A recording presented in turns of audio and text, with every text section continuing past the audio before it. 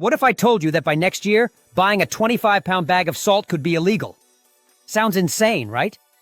But draft legislation for 2026 is already targeting everyday prepping essentials you probably have in your pantry right now. These aren't just supplies, they're survival tools when store shelves go empty. In this video, I'm breaking down 13 prepping items you need to stock up on now before they disappear or become restricted. Over the past 6 weeks, I've analyzed USDA emergency bulletins, leaked drafts of the 2026 National Defense Authorization Act, and FEMA supply chain reports, and the findings are shocking. Shortages aren't coming, they're already here. Powdered milk prices are up 38%, propane restrictions are spreading, and bulk salt purchases are being flagged. Don't wait until it's too late. Subscribe now and stick around. Item 7 is in your kitchen and about to become a controlled commodity. Let's get into it. 1. Strategic iodine reserves, the salt you need versus the salt you buy. Let's stop pretending all salt is created equal.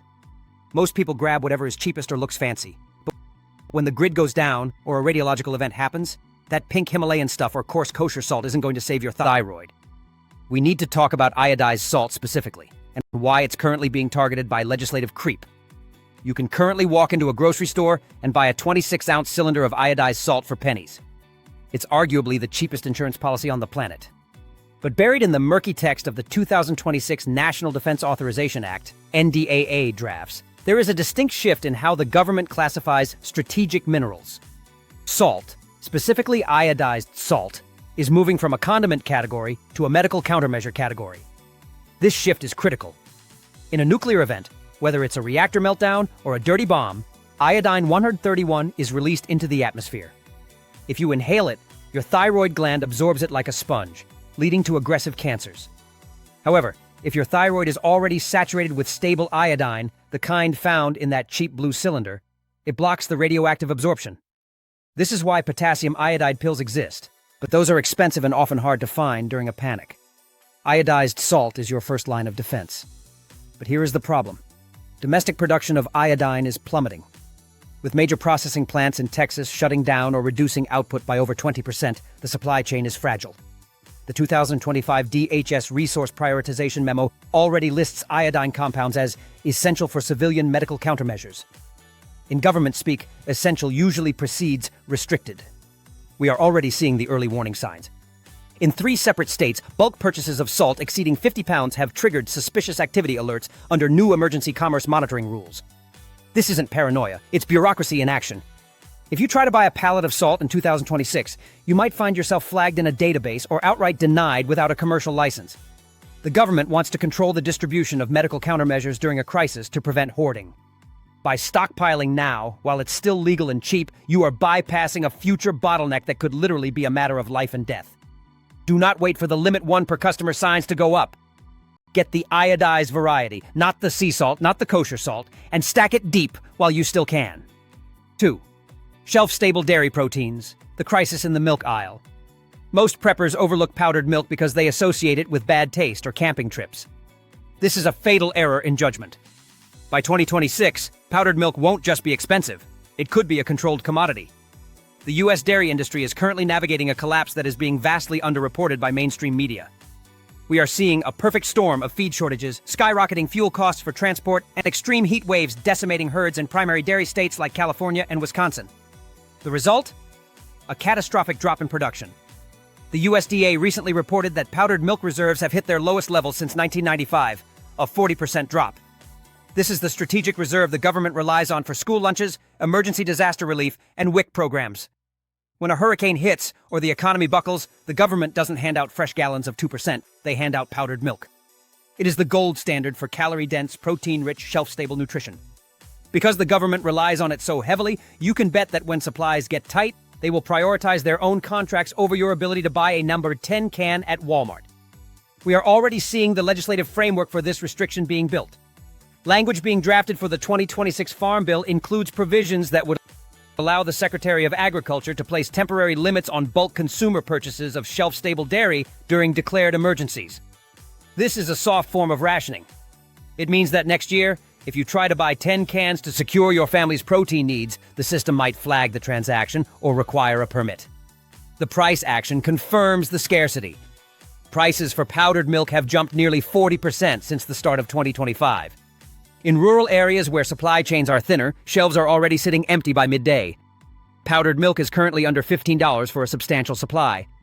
It provides calcium, protein, and calories, three things that are notoriously difficult to scavenge or grow yourself in a collapse scenario. It lasts for years if stored correctly. But once the general public realizes that fresh milk is hitting $10 a gallon, the run on powdered substitutes will be instant. By then, the government allocation protocols will likely be in place, locking you out of the market. You need to secure this resource before it transitions from a grocery item to a strategic government asset. 3. High-calorie legume reserves, the end of cheap protein. Canned beans are the ultimate survival food. High protein, zero preparation, long shelf life. They are boring, cheap, and totally unsexy, which is exactly why you need them. But the era of the 89-cent can of beans is rapidly coming to an end, and not just because of inflation. We are facing a structural breakdown in how these staples are grown and packaged. In late 2025, we are witnessing a weird phenomenon. Beans are disappearing from shelves faster than they can be restocked. The root cause is a disaster in North Dakota, the nation's premier region for dry bean farming. Massive, record-breaking flooding wiped out nearly 30% of the 2025 crop. This supply shock is colliding with a manufacturing crisis. New tariffs on steel have sent the cost of canning materials through the roof. Manufacturers are responding with aggressive shrinkflation, reducing can sizes while maintaining or raising prices. But that's just a stopgap. The real threat is regulatory. In September 2025, FEMA quietly updated its National Emergency Food Reserve list to include shelf-stable legumes as a priority item. This seemingly bureaucratic update has massive implications. Once an item is flagged as essential for federal disaster response, it becomes subject to allocation controls. This means that if a national emergency is declared in 2026, be it economic collapse, war, or another pandemic, manufacturers like Bush's or Goya could be ordered to divert their inventory directly to government warehouses, bypassing retail stores entirely. While you can still buy a case of 24 cans for under $30 today, that window is closing. Climate-driven crop failures are becoming the new normal, not the exception. And let's address the dried beans versus canned beans debate. Yes, dried beans are cheaper and lighter. But in a grid-down scenario where water is scarce and fuel is precious, do you really want to spend 3 hours boiling beans? Canned beans are ready to eat the second you pop the lid. They provide hydration and nutrition instantly.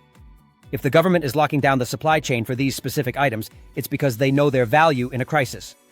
Don't get caught with a bag of dried beans you can't cook. Stock the cans now before purchasing limits are enforced at the register. 4. Potable water containers. The war on water hoarding. Water is life, but in the eyes of the law, storing too much of it is starting to look like a crime. We are entering a dangerous new phase where water independence is being rebranded as hoarding. You can still buy a standard bottle of water at a gas station without issue. But try buying 10 5-gallon jugs to secure your home's water supply, and you are stepping into a regulatory minefield. Several states, including California, New York, and Washington, enacted specific anti-hoarding legislation in mid-2025. These laws give authorities the power to restrict bulk water sales during declared droughts, wildfires, or grid emergencies. And let's be honest, those emergencies are happening constantly now. The infrastructure is crumbling. In August 2025, a pipeline failure in the Southwest left millions without safe water for nearly 2 weeks. During that crisis, stores were forced to implement draconian rationing. Anyone trying to buy more than 2 large containers was interrogated and forced to show ID to prove household need. This isn't just about local policy, it's federal. FEMA's 2026 Resource Allocation Plan explicitly lists potable water in containers over 1 gallon as a strategic reserve item. This classification makes it subject to reallocation during national crises.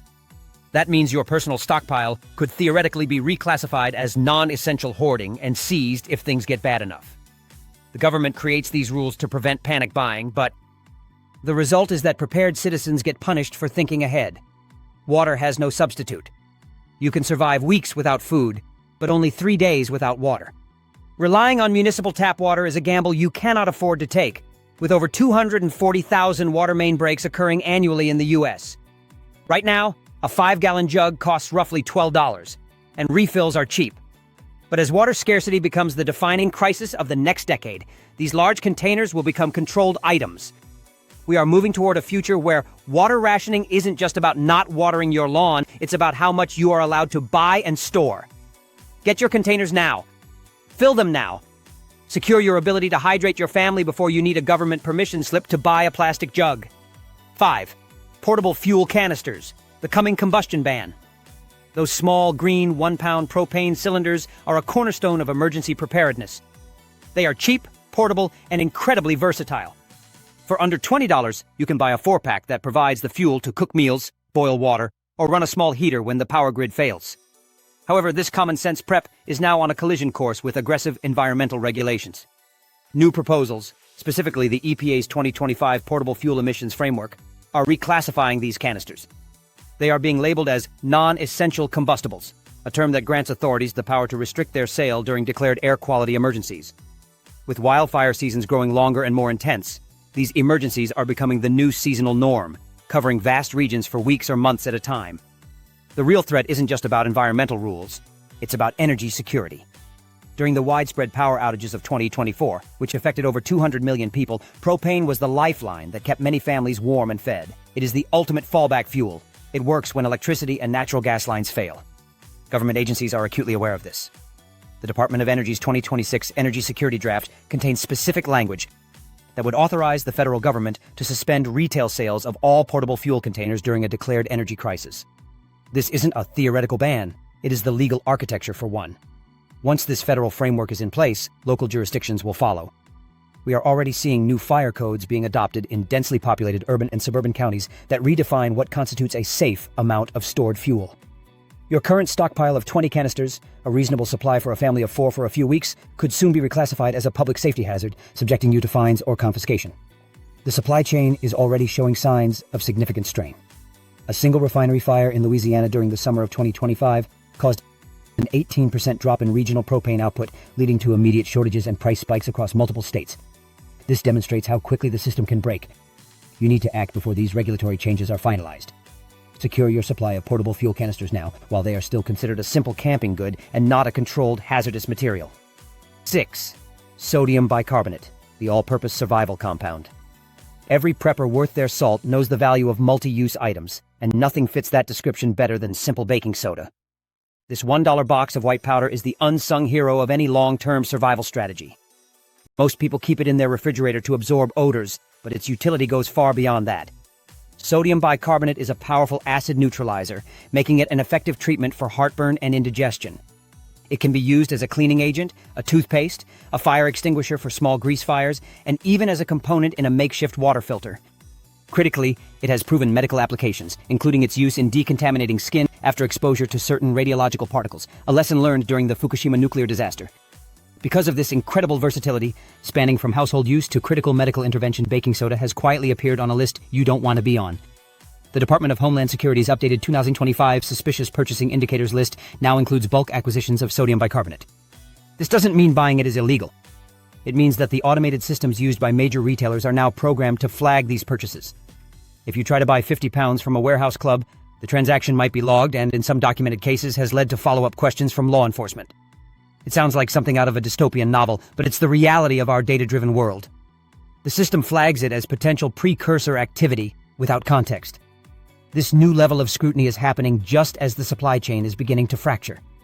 Over 60% of the U.S. domestic supply of baking soda comes from a single major mining operation in Wyoming. That facility faced a temporary shutdown in August 2025 for environmental compliance reviews, which immediately caused a 22% spike in the price of bulk orders. The supply is more fragile than anyone realizes. Unlike complex survival gadgets, baking soda has a nearly indefinite shelf life if kept dry and secure. For less than $10, you can purchase a 5-pound bag that provides a wealth of solutions for health, hygiene, and sanitation in a crisis. This is a low-cost, high-impact prep that is flying under the radar.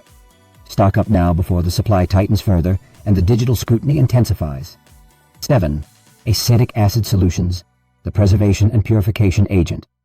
White vinegar, with its standard 5% acetic acid concentration, is one of the most powerful and overlooked tools in your entire pantry. Its value in a crisis extends far beyond making salad dressing.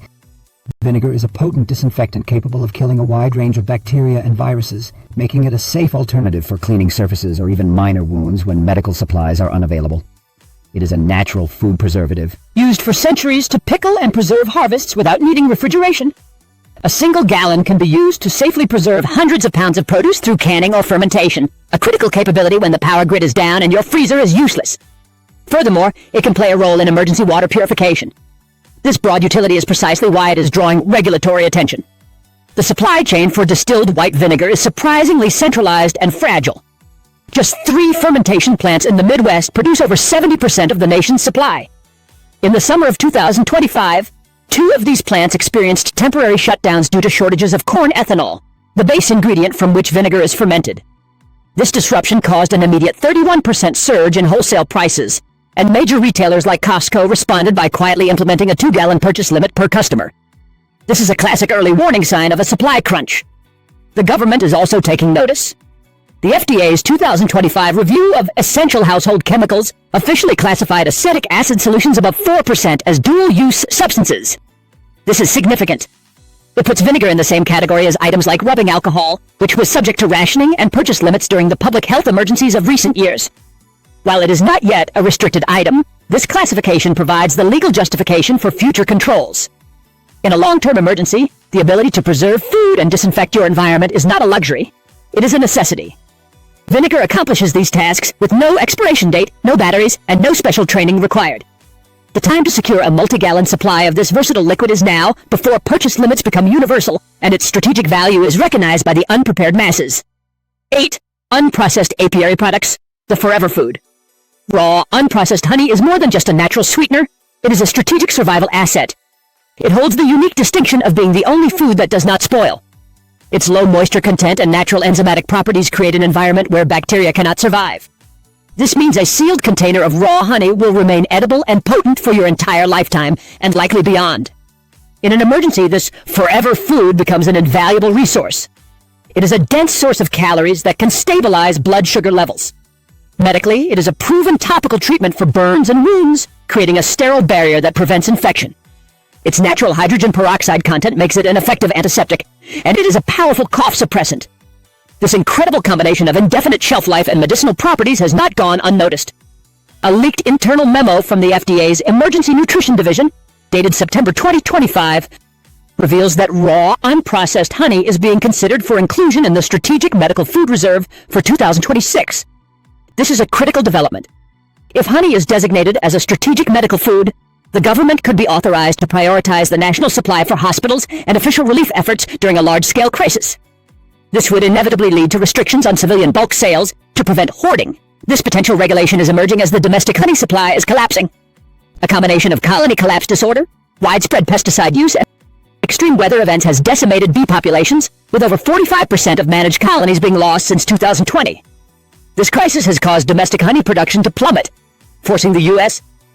to rely on imports that are now facing intense scrutiny and delays under the new Food Security Act. The market is reflecting this scarcity. The price for a 5-pound bucket of true raw honey has skyrocketed by over 60% in the last year.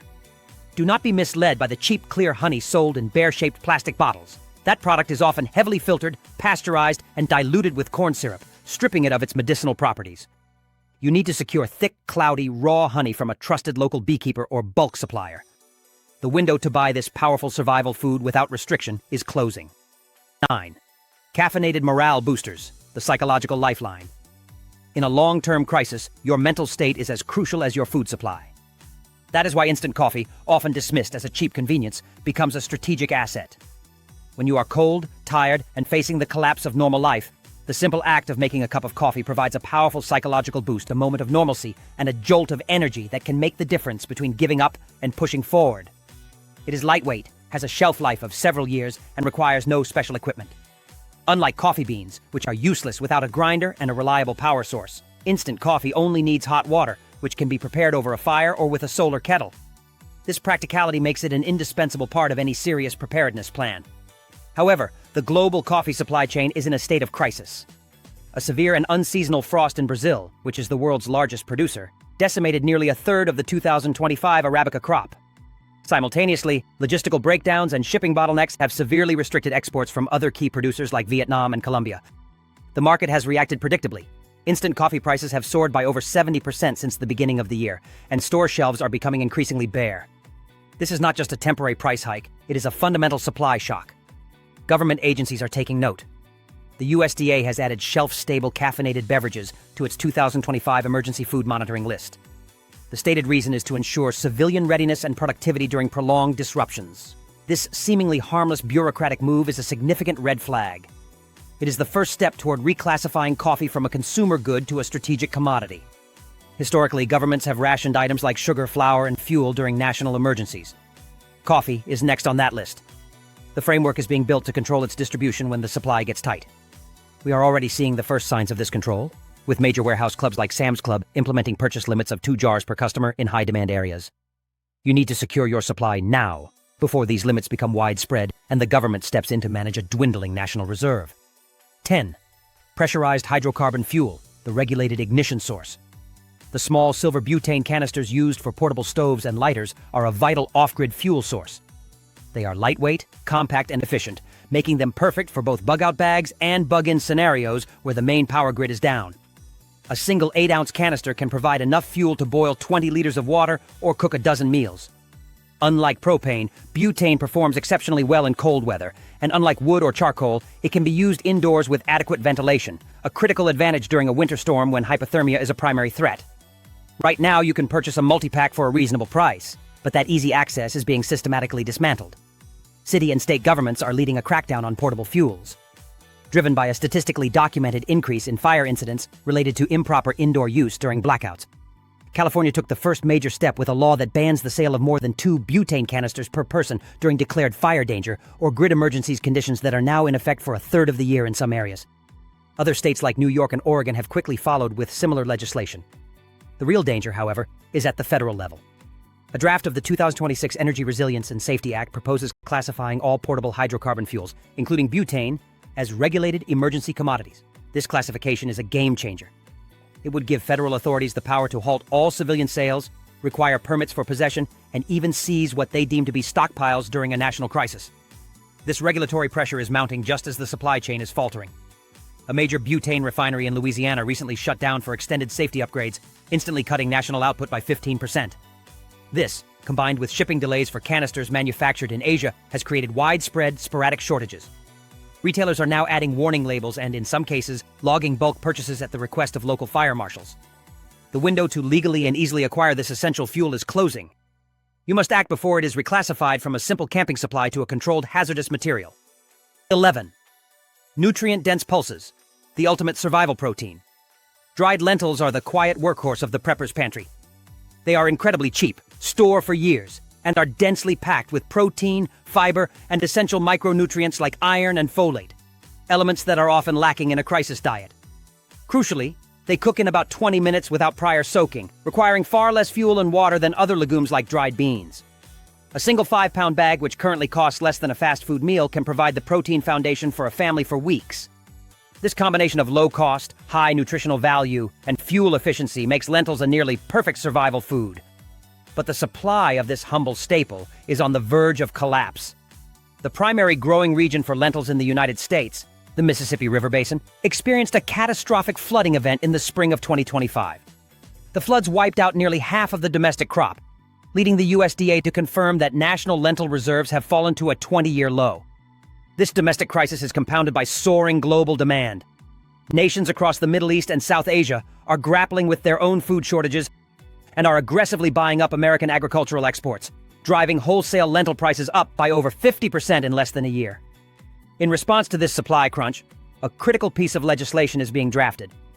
The Farm Security Enhancement Act of 2026 includes a provision that would grant the Secretary of Agriculture the emergency power to restrict retail sales of nutrient-dense, shelf-stable legumes during a declared food supply emergency. This legal framework, which explicitly covers lentils, is being constructed to give the government control over the distribution of essential proteins when the system breaks. Retailers are already reacting to the scarcity by shrinking package sizes and imposing unannounced purchase limits at warehouse clubs. The era of cheap, abundant lentils is over. You need to secure your supply before the government formalizes these restrictions and the remaining stock is priced out of reach. 12. Canned edible oils, the liquid gold of preservation. High-quality olive oil is far more than a cooking ingredient. In a survival context, it is a multi-purpose logistical tool. It is a dense source of healthy fats and calories, a natural skin moisturizer, a burn treatment, and a fuel for simple oil lamps. However, the packaging is critical for long-term storage. Plastic bottles degrade and can leach chemicals, while glass is fragile and impractical. The solution is olive oil stored in metal cans, which provide an airtight, light-proof barrier that extends its shelf life to 3 years or more. This is the method used by militaries and international food aid organizations for a reason. But securing this resource is becoming increasingly difficult. The American olive oil industry is in a state of collapse. California, which produces the vast majority of domestic olive oil, suffered a catastrophic harvest in 2025 due to a perfect storm of drought, heat waves, and pest infestations that slashed yields by over 50%. This supply shock has caused prices to more than double, and it has led major brands to resort to deceptive practices, diluting their extra virgin products with cheaper, less stable seed oils like soybean and sunflower oil. This is not just a quality issue, it is a stability issue, as these blended oils go rancid much faster. This scarcity has attracted federal attention. The FDA is actively considering the reclassification of pure olive oil as a strategic, edible oil under its 2026 Food Security Directive. This designation is reserved for stable, nutrient-dense fats that are ideal for long-term emergency food reserves. Once an item is labeled as strategic, it becomes subject to government allocation, and bulk civilian purchases can be restricted during a national shortage. A single gallon of true olive oil can be used to preserve hundreds of pounds of food through oil packing, a traditional method that requires no refrigeration. The time to acquire genuine extra virgin olive oil in metal tins is now, before the supply of pure oil disappears and the government steps in to control what is left. 13. Phosphorus-based igniters, the last line of fire. In a survival situation, fire is life. It boils water, cooks food, provides warmth, and signals for help. While modern tools like ferro rods and lighters have their place, they also have failure points. Batteries die, fuel leaks, and fine motor skills degrade in the cold. The most reliable and foolproof fire starter remains the simple strike anywhere match. Requiring no special surface, it can be ignited on a rock, a zipper, or the sole of a boot. This is why it has been a staple of military survival kits for nearly a century. But this fundamental tool is now being viewed by government agencies as a threat. The Bureau of Alcohol, Tobacco, Firearms, and Explosives, ATF, has updated its fire safety guidelines, flagging bulk purchases of strike anywhere matches as a potential indicator of hazardous material accumulation. While not yet illegal, this has prompted major retailers to begin reporting sales of more than 10 boxes to state fire marshals in several states. This increased scrutiny is driven by two factors: a rise in arson cases and a deeper concern about domestic security. The Department of Homeland Security has included phosphorus-based ignition tools in its draft list of controlled civilian combustibles for 2026, citing a dual-use risk in scenarios of civil unrest or infrastructure sabotage. The government's logic is that by restricting access to simple ignition sources, they can mitigate certain threats. The practical reality for the prepared citizen is that a fundamental survival tool is being legislated out of existence. The supply chain is already constricting. The primary chemical component, white phosphorus, is tightly regulated, and major American match manufacturers have slowed production, citing supply shortages. Online vendors are facing new shipping restrictions, and some brick-and-mortar stores now require ID for purchase. A waterproof container of Strike Anywhere matches is a multi-decade prep that provides an unmatched level of reliability. You must secure them now before they are completely removed from public sale and classified alongside more obvious threats.